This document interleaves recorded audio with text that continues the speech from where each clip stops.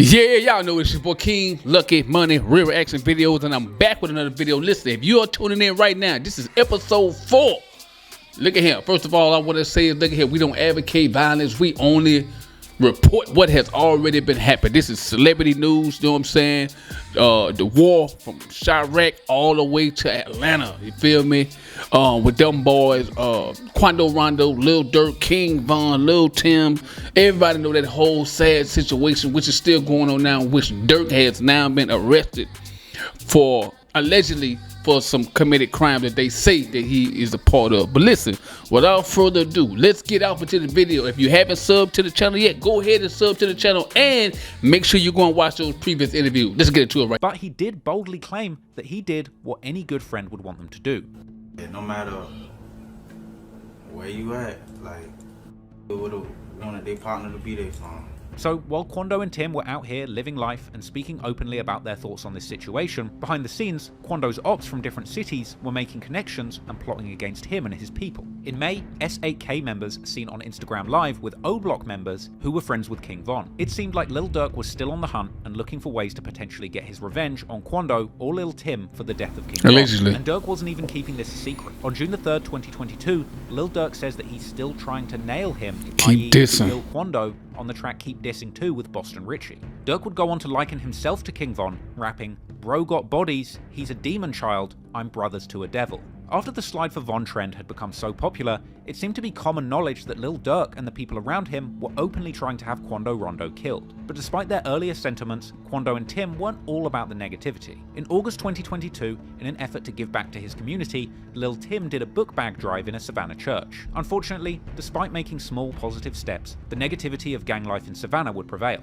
A few days before a scheduled trip to Los Angeles, one of Quando's close friends, Fendi, is killed in a shooting on West 38th Street. Whoa. After cops responded to reports of shots fired around 3 AM on the 800 block of West 38th Street, they would find 22-year-old Fendi, real name Phoenix Odom, dead at the scene. Right now, a man dead, and police are scrambling to figure out who killed him. Here's a look I at didn't the know crime nothing about scene none of on this. the west side of Savannah, where you can see investigators gathering evidence for hours overnight. Now, that shooting happened early this morning on West 38th and Bullock Streets. As soon as we learn more about what led to that shooting, we will bring it to you. Unsurprisingly, Quando's enemies would mock the death of his close friend. But despite the tragedy that took place in Savannah, Quando and his team would press on with their trip to Los Angeles, where initially they'd seemingly be having a good time, as Quando and Lil PAB would post clips to social media showing them in the back of a car, popping a bottle and enjoying the good life. However, unfortunately, it was here in Los Angeles when tragedy would strike again. On August the 19th, 2022, just before 5:30 PM, while sitting in their SUV, Quando Rondo and Lil PAB would be the targets of an assassination attempt, as 3 masked gunmen would approach Quando Rondo's car whilst parked at a gas station right near popular LA tourist destination, the Beverly Center, where these shooters would open fire. The police chief would later describe the shooters as having gotten out of a white car in dark clothing, shooting and fleeing immediately after the shooting in what seemed to be a professional hit job. They gassed up their vehicle, and as they were getting into their vehicle, a white car approached from the alley. 3 men got out of that car. They were in all dark clothing. They approached, fired numerous shots, and then left in that white car going eastbound in the alley north of Beverly. It does appear that we don't see any kind of argument or anything go on beforehand, so clearly these men came here with a mission in mind. KCAL News would give viewers a good look at the alley where the shots were fired from, and Fox 11 News Los Angeles would break down the entire series of events, explaining that the shooting took place at the gas station, which was followed by an attempt to flee by Quando's entourage, where they drove a short distance before pulling over to seek medical attention for Lil PAB, who was hit in the shooting. Once that SUV is hit by the gunfire, they take off, they hit the gas, and they drive a few blocks away into West Hollywood. They wind up stopping over at Santa Monica and San Vicente, right in the very heart of West Hollywood. You know, over there by the sheriff's station, also by the West Hollywood Park. They pull over there because the wounds to the man who was hit inside the Escalade too severe. He's bleeding. They pull over. 911 is called. Paramedics rush in.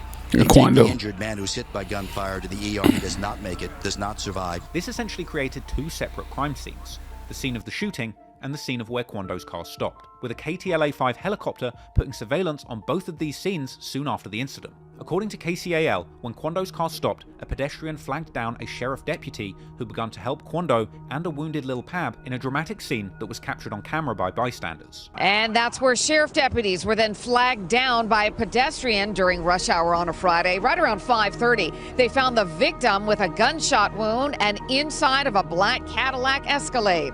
Paramedics rushed him to the hospital. That is where we are told he died. His identity currently being withheld until family is notified. Kwando Rondo would be filmed by passers-by, breaking down at the scene and screaming in disbelief as his best friend Lil Pab is pulled from the car and given CPR. With this heartbreaking scene quickly going viral and being broadcast on most major news outlets. Somebody got shot, bro. I'm pressed. I get it. Can I get some space, please? Hold on. Is he the driver? He probably was a part of it.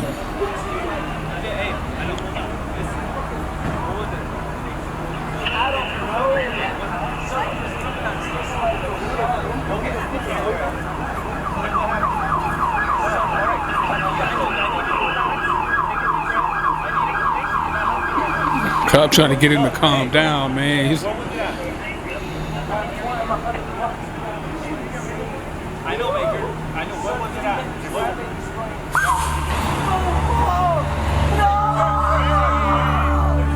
Damn.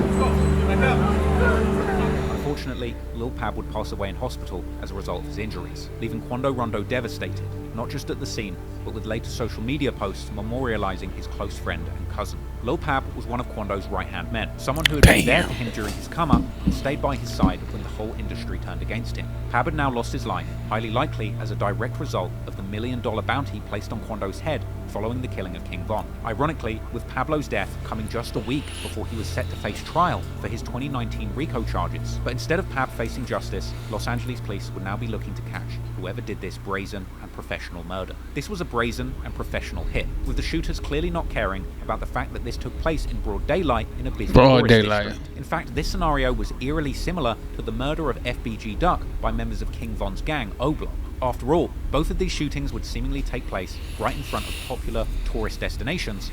In this situation, Los Angeles' Beverly Center. To give you an idea, shots rang out there and right across the street, the Beverly Center. Imagine that, 5:30 in the afternoon. Incredibly, no one else hit. So many people out However, there. in the aftermath of the incident, there would be a lot of conflicting narratives regarding who was responsible. Members of the LA-based gang, the Hoover Criminals, would be quick to celebrate Kwando's misfortune, no doubt a result of the feud between Kwando and the Hoovers many years before. Interestingly, after the incident, posts would circulate with captions saying, "Not Dirk's work," which, if you ask me, is a little bit suspicious. After all, Kwando had been warned by the Hoovers when he went to LA in 2019. And since he's a member of Savannah's Rollin' 60 Crips, and that the Hoover Criminals are local enemies of Los Angeles' Rollin' 60s Crips, the Hoovers clearly had a grudge against Kwando since he had been seen making a disrespectful hand sign towards the Hoovers a few years ago. But that was years ago. I remember that. Kwando's beef with the Hoovers seemed much more about social media, unlike his beef with the Chicago rappers, which had already claimed the life of King Von. And despite these early reports that the Hoovers were responsible for the shooting, it would actually be friends and associates of King Von who were quick to celebrate the most hard following the killing of Lil Pab. Friends of Von would post pictures of him on IG following the shooting, with some going as far as to say, "Ain't no time frame on that get back," even posting pictures of Kwando saying it should have been him. King Von and Lil Durk's DJ Bands would mock Kwando Rondo, taking to Instagram saying that he was signing artists to Belt to Ass Records. Belt to Ass Records, you know what I'm saying? We signed, man. Anybody could get signed, man. That's all you gotta do is play crazy out here. You get your ass signed, man. O-Block member and friend of King Von, D Bands, would later be on live in O-Block along with other gang members claiming to be smoking Lil Pab. Tell them who we smoking. We smoking what dude name? Lil Pab at the people. Meanwhile, other OTF affiliates would mock Kwando Rondo and tell fans to guess who they're smoking. Seeing me be like, no! Y'all killing me with these nose. No! They killing me. Look at their nose. They killing me. Y'all killing me with these nose, man. No! It's crazy what's going on in our culture, man. Just celebrating. Guess when we rolling up this morning. Damn. Even OTF affiliate Lil Vani, who had actually gone back and forth on Clubhouse with both Quando and PAB himself, would take to social media to mock Quando for losing 2 friends, saying that when it rains it pours, and that Quando should keep his chin up. Despite the disrespect coming from the people who wanted Quando and his friends dead, Quando's team would not be discouraged. Lil Tim would post tributes to PAB on his Instagram and his Twitter with a flurry of posts honouring his fallen friend. In one tweet, Tim tells Pablo to say what's up to Sosa and Stucky in heaven, and expressing disbelief about this sudden loss. Lil Pab's brother would also post from his account, saying that he was a real one who stood on business, and saying that he's got Quando's back forever. Even NBA Youngboy would post twice, seemingly indicating that Get Back was on the way, and saying that he truly wants what's coming to him, but it might take some time, even describing the situation as sad and wicked. Youngboy's ominous but tasteful statement would be in stark contrast to the other side. After many of Von's friends had posted disrespectful things on social media towards Quando, one person would stand out from them all, taking the disrespect to a whole new level. A few days after the shooting, a Chicago black disciple named Famous Richard makes a skit and music video mocking Quando's reaction to the Lil Pab shooting. Sheriff's deputies pulling out a man who had been shot in an SUV. This man, a passenger in that car, frantic at the sight. The song was literally called No, and the hook was Famous Richard just screaming no like Quando did when he saw Lil Pab die. This song was even promoted, encouraging other people to do the impression of Quando shouting no, calling it the Quando Rondo Challenge. In response to this, Quando Rondo's friend Jump Out Gang Black, the person who made the song King Tim Story, would clap back with an IG story, saying that things are much deeper than they seem, and that people are false claiming this incident, even adding that he is planning to make somebody pay. Meanwhile, a few days after the incident, amid the disrespect coming from King Von's friends and affiliated black disciples in Chicago, Lil Tim takes to Twitter to diss Slutty, tweeting "the Slutty way," a reference to King Von's friend Slutty, who had tried and failed to execute Tim the night Von died, ultimately end up being killed by the police. But once the dust settled on this incident, those involved would need to hop off the internet and begin to deal with the real-life consequences of the situation. In September, Lil Tim would be seen at Lil Pab's funeral, and while rumours had circulated that Quando wouldn't be attending the funeral, he'd later be seen carrying the casket along with Lil Tim and others. After the ceremony, Lil Tim would be popping champagne at Lil Pab's wake. And considering just how much of Quando's great artistry has come from him channeling his pain into great songs, it's no surprise that it didn't take him long to open up about the death of his right-hand man PAB in Pain Songs. On August the 30th, 2022, Quando Rondo opens up about the situation on the song Give Me a Sign with NBA Youngboy, rapping that people were testing him and now a rapper got killed, as well as saying it broke his heart to see Lil Tim get shot and then charged with murder just for protecting him. Elsewhere on the song, NBA Youngboy raps about King Von sleeping with his ex. Alright, y'all, we about to wrap it up right here. Listen, get into the comments. Let me know what you think about this. It's your boy King, Lucky, Money. Look, we got part 5 coming up right now. Let's go. Let's go.